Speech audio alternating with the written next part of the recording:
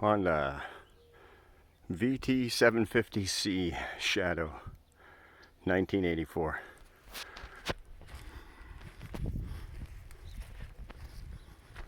This came right from the factory with all the chrome.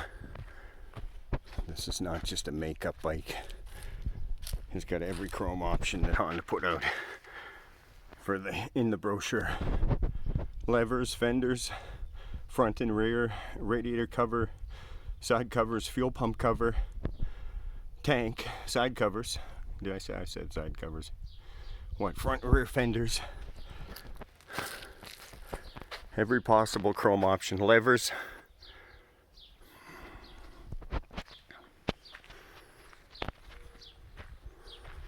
That's my original bike. I bought this brand new.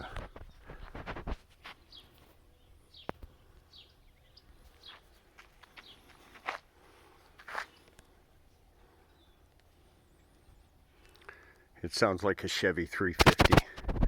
That's what they said when they put this out, that it sounded like two cylinders off a Chevy 350. That's why people like the mufflers.